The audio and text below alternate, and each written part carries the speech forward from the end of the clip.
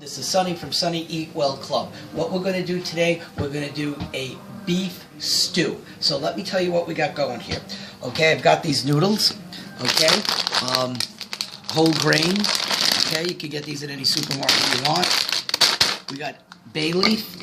We've got some mushrooms. We've got some tomato paste, tomato sauce, and we've got some stewed vegetables that are frozen that's been defrosted. I've got some hot pepper flakes there. Now this is some ketchup. This is about 3 tablespoons of ketchup. But this is ketchup. If you look on some of the previous shows, this is the sodium-free ketchup that we made.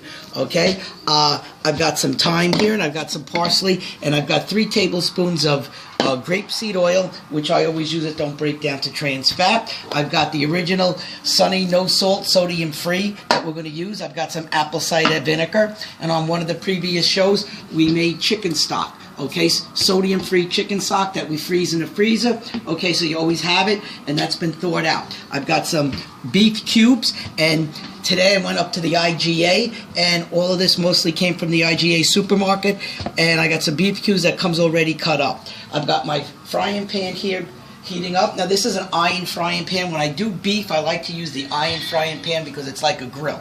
Alright, and then I've got water here boiling for the noodles. Okay, so what we're going to do now, this is heated up. I got some grapeseed oil in there. Well, I will. Okay.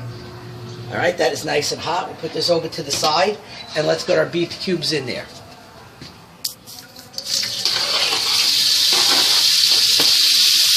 Okay, now what I'm going to do is I'm going to keep turning these.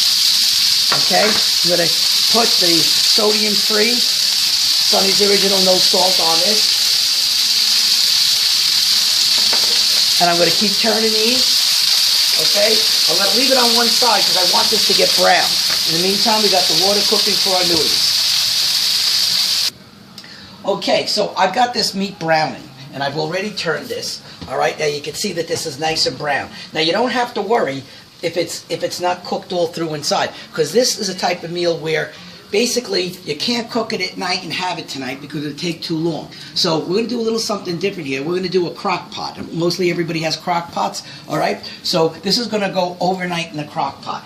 So I'm going to, and make sure when you use these iron frying pans, use a pot holder, they get hot. So I'm going to take our nice brown beef, and I'm going to throw that right in there. Okay? Now I've got my noodles cooking over here. I'm going to lower that down a little bit. All right?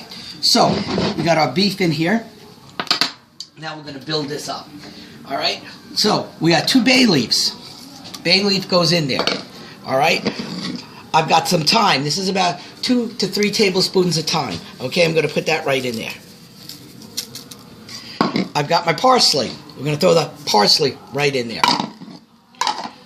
I've got our mushrooms that are cut up and washed. Throw that in there. Hot pepper flakes, which is optional. We're going to throw that in there. Now we're going to take our tomato sauce, plain tomato sauce. We're going to take our tomato paste. Throw that right in there, like this. Get it all out. Now, you got to look at one of the shows. Look for the sodium-free ketchup that we made. And we put that right in there. Okay, now, apple cider vinegar. We're going to put a little splash of that in here. Now, our chicken stock, previous show, we made the chicken stock. Sodium-free chicken stock. I freeze a lot of it when I need it. I'm going to throw that right in here. Our stewed vegetables. They're frozen. Doesn't make a difference. You want to do fresh and chop all this up, that's fine. But I like to do things fast. I don't like people to spend a lot of time in the kitchen. All right, we're going to stir this up a little bit. Let's stir this up. Look how nice that's looking in here.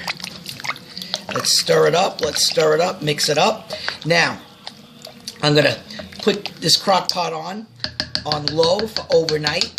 And believe it or not, with the magic of YouTube, this is going to be done in a minute. Okay, so this has been cooking on low all night.